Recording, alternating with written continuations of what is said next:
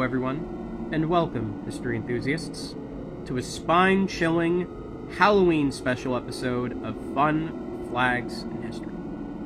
Tonight, we plunge into the depths of a dark and mysterious chapter in American history, the Satanic Panic of the 1980s. So, grab a flashlight, gather around, and prepare to be both intrigued and unsettled as we unravel the origins, the hysteria, and the lingering impact of this haunting phenomenon. It's the 1980s. A Nightmare on Elm Street just came out. Welcome to prime time, bitch! Ronald Reagan's still president. Hold him for questioning. Check his hard drive for child porn. I don't even have a computer! And of course, Pee Wee Herman's on the TV telling you not to try crack.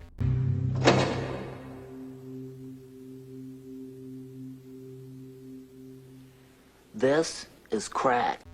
But beyond the surface glamour, a sinister paranoia gripped the nation. Reports of satanic rituals, child abuse, and secret cults began to surface.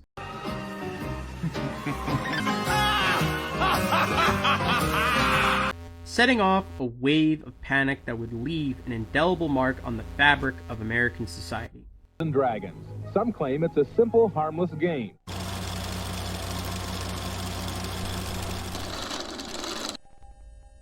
Picture this. A time when the United States was still recovering from the trauma of the Vietnam War and grappling with the disillusionment caused by the Watergate scandal. In the midst of this uncertainty, the country's collective consciousness became captivated by the rise of heavy metal music, horror movies, and occult themes. But as the fascination with the macabre grew, so did a deep-seated fear. What is my problem? Of the unknown. And so, against this backdrop, the stage was set for the Satanic Panic. A perfect storm of societal anxieties, religious fervor, and sensational media coverage. All across the nation, people found themselves caught in a web of terror, unsure of what lurked in the shadows. It all started with a series of shocking allegations made by children, who claimed they had endured unspeakable horrors at the hands of satanic cults. These claims often centered around daycare centers, where parents feared their innocent children were being subjected to dark and depraved rituals. You can actually see a reference to this in Chapter 3 of the video game Faith, the Unholy Trinity.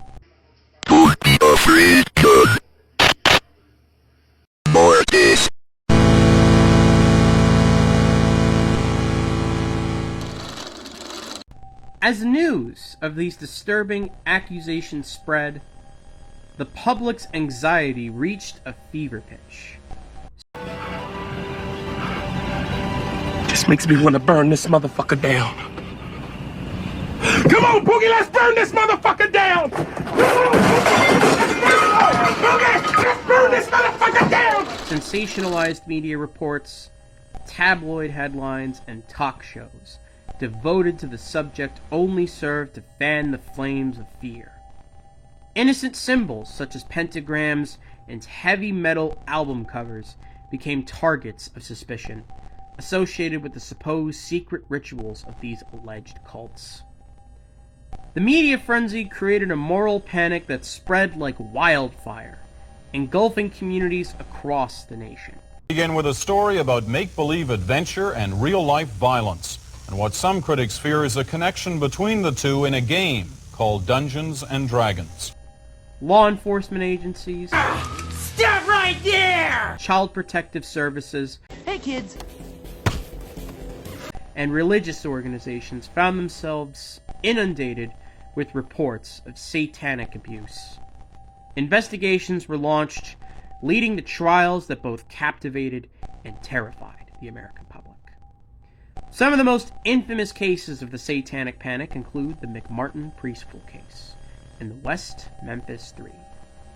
These trials exposed the nation to the disturbing allegations and the shocking, vivid testimonies of alleged victims. The Mick Martin case in particular dragged on for a long period of time, lasting an astonishing 6 years and becoming the longest and most expensive criminal trial in U.S. history at the time.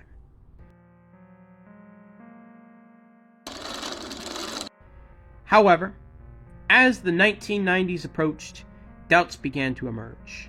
Why the fuck you lying? Why you always lying?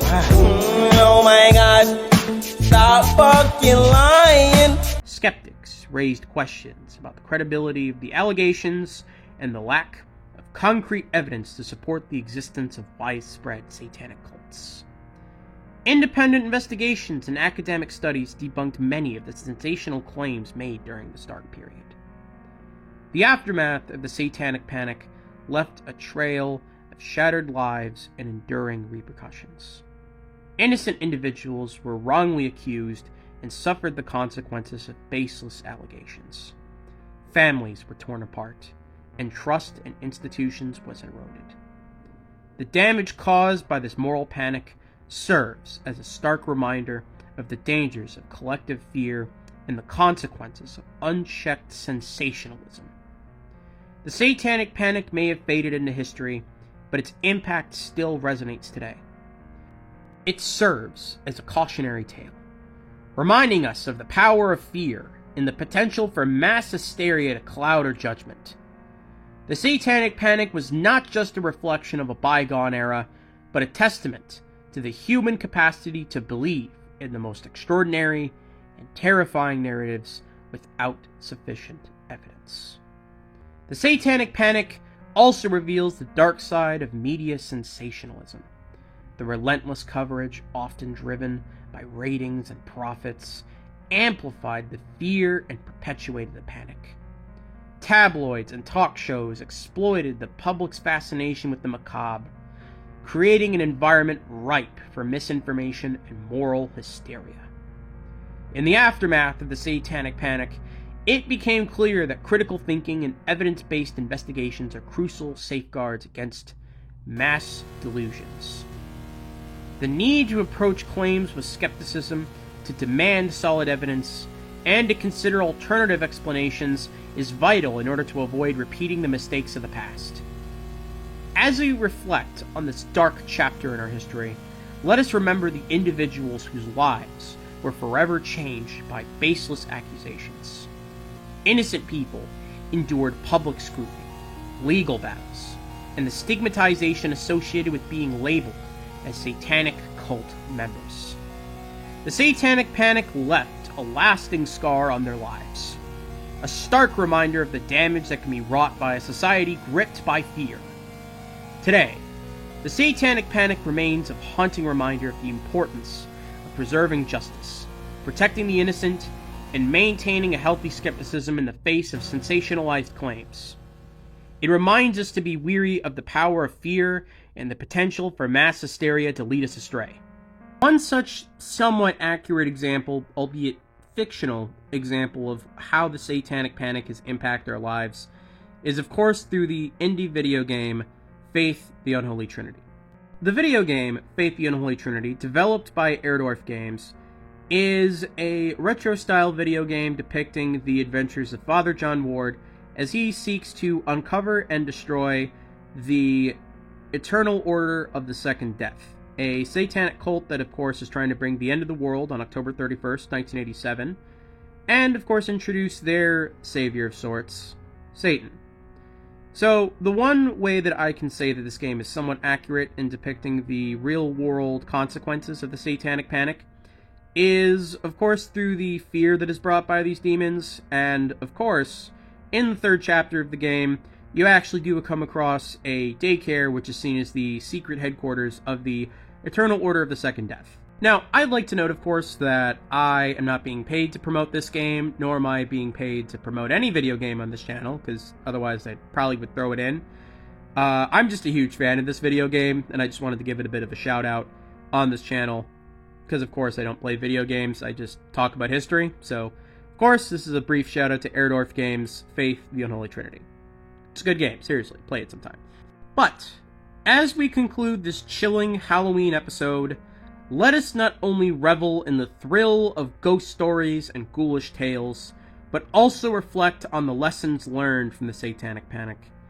It is a reminder to question, investigate, and think critically before succumbing to the grip of fear and sensationalism. So, as you turn off the lights and settle in for the night, remember the chilling echoes of the Satanic Panic, how a society can be consumed by fear, how innocent lives can be shattered, and how the lessons learned from this dark chapter can guide us toward a future where skepticism, evidence, and compassion prevail. Thank you, of course, for joining us on this hair-raising journey through the Satanic Panic of the 1980s. If you enjoyed this video, of course, like and subscribe, because not only would you be supporting me in the channel, but you would also get to know first when our videos land on the Fun with Flags History channel. I have a lot of videos coming out for the remainder of 2023 and for 2024, so be sure to stay tuned for them. And of course, if you want to leave your feedback, whether it's comments, questions, or concerns, of course, throw them into the comment section, and I'll of course read them, because I always do. I'm kind of bored, and I'm a bored individual. So, of course, I wouldn't mind reading the contents of what my fellow viewers have to say. And of course, if you want to also support our channel in other ways, we are also available on Facebook, which, of course, if you're over the age of 40 or a boomer, go nuts. But we're also available on TikTok if you want to check out our memes, and if you're a bit of a zoomer, of course. This is, of course, Frank with Fun with Flags in History, signing off, and of course, have yourself a spooky Halloween. Ha ha ha ha ha!